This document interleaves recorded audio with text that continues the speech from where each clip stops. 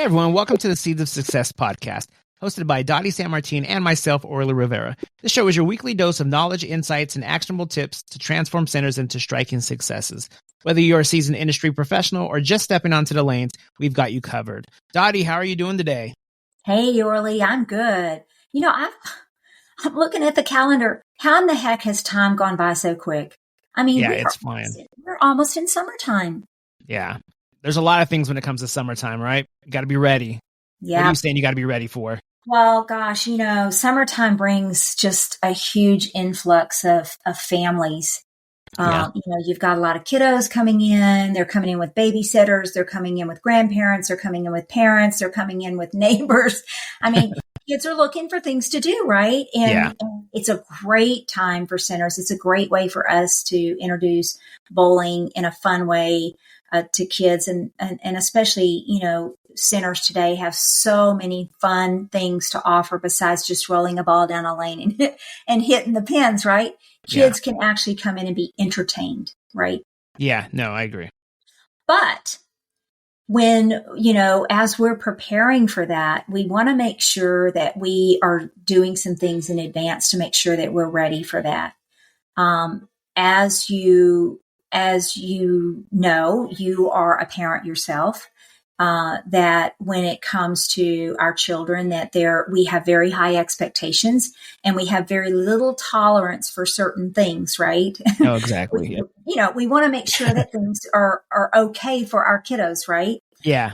And so there are some little tips that we want to equip our listeners with. If you are in the bowling or entertainment business or really anything else, if you are a restaurant owner and you're listening to this podcast, same thing really applies to you.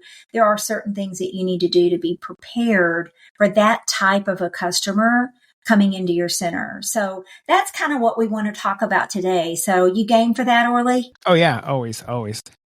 Yeah. I'm going to start at the front door.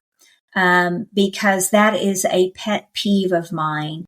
And as a parent, I'm always looking at the cleanliness of things. Yeah. So, and for me, the cleanliness starts the minute I turn into the parking lot.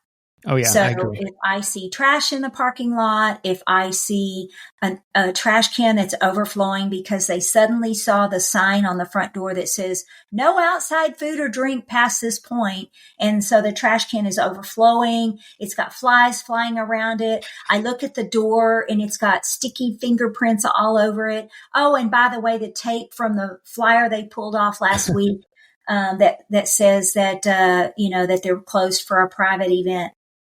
To me, those are all thumbs down. Yeah. And when I see those things, that sets the tone for that day with me bringing in my kids. And I immediately then have my eyes wide open because my thought process is, oh my gosh, what am I getting ready to go into? If this is what I see on the outside, what is my experience going to be on the inside? So that sets the tone for everything, right? Yeah. And I mean, it also just sets the tone as far as once you let your kids in, are you going to let them just go and have fun? Or are you going to be like, sit a little closer to me over here because this is a little scary looking in here or something, I mean, that goes to, anywhere when you're in a crowded place and you're like, oh, come over here, or there's something that looks dangerous at the park. You tell your kid, no, don't go over there. Like, you don't want to have those restrictions when they're going into your center. You want this to be a safe place for families, for kids, safe, clean. And, it might be safe, but if it just kind of doesn't look very clean from the outside, like you said, once you're going in those front doors, that's going to set the tone for, a parent to say, I don't know about this place.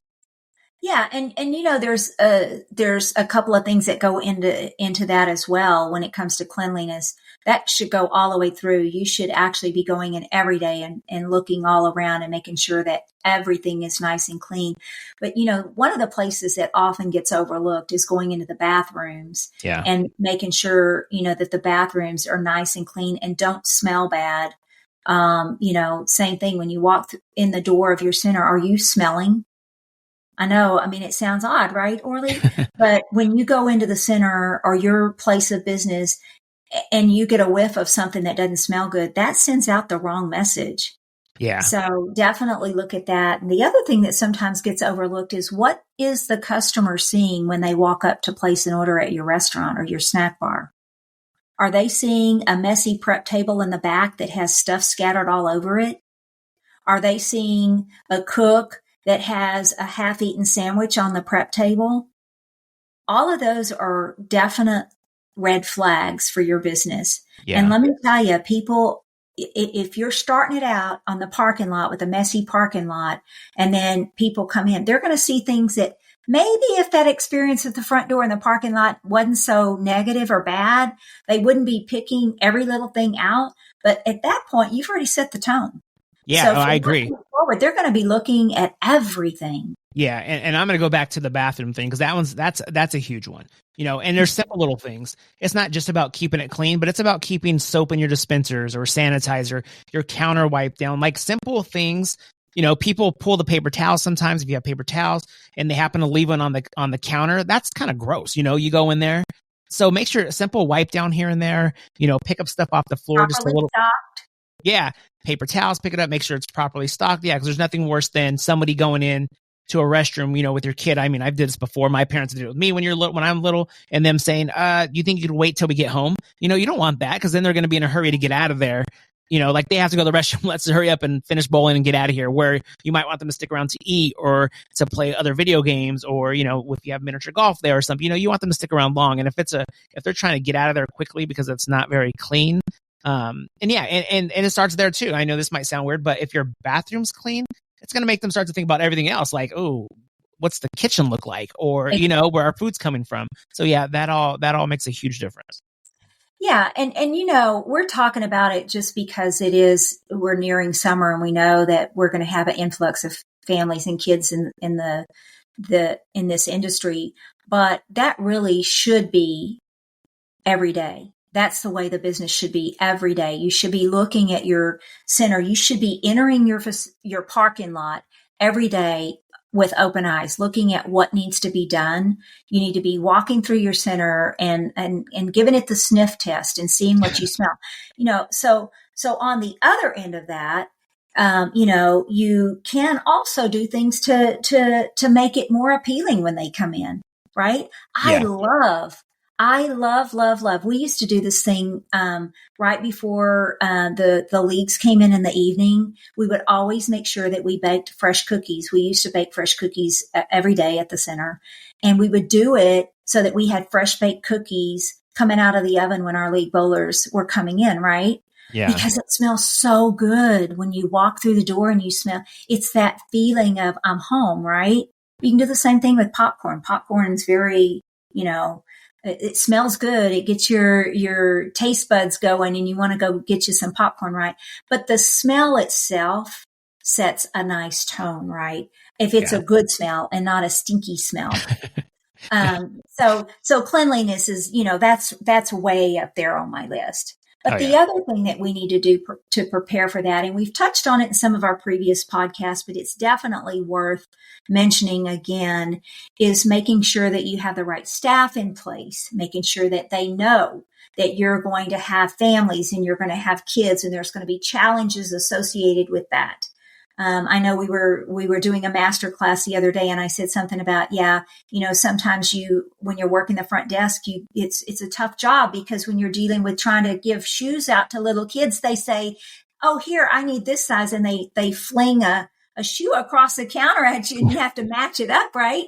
So make sure that you have somebody, your staff is ready for that little extra bit of attention that they need to give the customer so that the experience is handled from a service standpoint. It's handled the way that you know that each and every customer should be handled, even down to the very tiniest of customers. Yeah, right? if you think about it, this is kind of a weird comparison maybe, but it's the same. It's like, you ever had somebody come over or a family come to your house and maybe you don't have little kids and you're like, oh, we got to get it ready, like baby safe. You got to get it ready for who's coming over. Yeah. Same thing with your center. Oh, we have a bunch of kids coming let's get this place ready to be exciting for kids and families, So you want to prepare for, what's coming in. So be prepared for that. Don't be like, if and same thing even with your menu. be ready with a kid-friendly menu or some kid-friendly options if you know there's going to be a lot of kids coming in and families coming in, or maybe even a family-style meal where it's like, oh, you get this, and this, for a family of 4, all for this price. So yeah, be ready. Be prepared.